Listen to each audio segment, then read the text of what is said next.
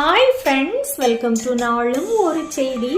ரவிக்கு ரொம்ப நாளே ஆசை, தனக்கு ஒரு சொந்தமாக ஒரு வீடு வாங்கி அதில் குடியிருக்கணும் அப்படின்னு ரொம்ப ஆசைப்பட்டுட்டு இருந்தான். ஆனால் அது நிறைவேறாமலே இருந்தது. அப்போது ஒரு நாள் அவனோட ஃப்ரெண்டு தினேஷை மீட் பண்ண நேர்ந்தது. தினேஷ் கிட்ட சொல்லி ரொம்ப புலம்பிகிட்டு இருந்தான். அதற்கு தினேஷும், உனக்கு கடவுள் பக்தி உண்டா, கடவுள் நம்பிக்கை உண்டா, நீ கடவுள்கிட்ட போய் கேளு, கட்டாயம் நடக்கும்.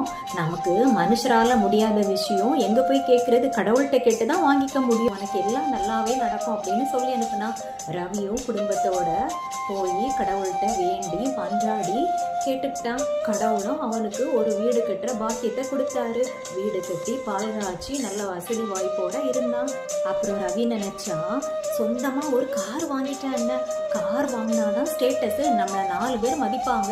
கடவுளே, நான் ஒரு கார் வாங்கிடணும், கடவுளே எனக்கு ஒரு கார் வாங்குற அருளை கொடுங்க அப்படின்னு தினமும் வேண்டுதல் வச்சுக்கிட்டு இருந்தான். கார் வாங்குற பாக்கியம் அவனுக்கு கிடைக்கவே இல்லை. ஒரு நாள் மறுபடியும் தினேஷை மீட் பண்ற வாய்ப்பு கிடைச்சது. தினேஷ் கிட்ட சொல்லி புலம்ப ஆரம்பிச்சிட்டான். நான் ஒரு கார் வாங்கணும்னு ரொம்ப ஆசை, சொந்த வீடு வாங்கணும்னு நினைச்சேன், அது ஏதோ தற்செயலாக நடந்திருக்கு போல. இப்போ 2வது கார் வாங்கணும்னு நானும் வேண்டுதல் வச்சுக்கிட்டே இருக்கு, அது நடந்த பாடு இல்லை. என்ன அது, கடவுளை என்ன கேட்கவே மாட்டாங்க, கடவுள் இருக்காரா இல்லையா அப்படின்னு புலம்ப ஆரம்பிச்சான்.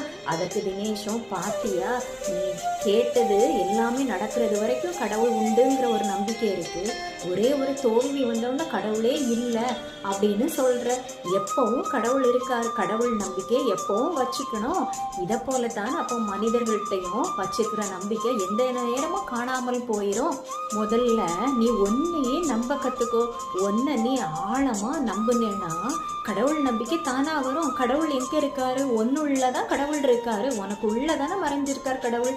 நீ கடவுளை தேடு, ஒன்னை நம்பு அப்படின்னு சொல்லி அனுப்பினா. ஸோ ஃப்ரெண்ட்ஸ், நாமும் இதை புரிஞ்சுக்கிட்டோம்னா நம்மளுடைய வாழ்வும் சிறக்கும். இந்த மாதிரி தினமும் ஒரு குட்டி கதை உங்களை அடையணும்னா இந்த சேனலை சப்ஸ்கிரைப் பண்ணிக்கோங்க. தேங்க்யூ.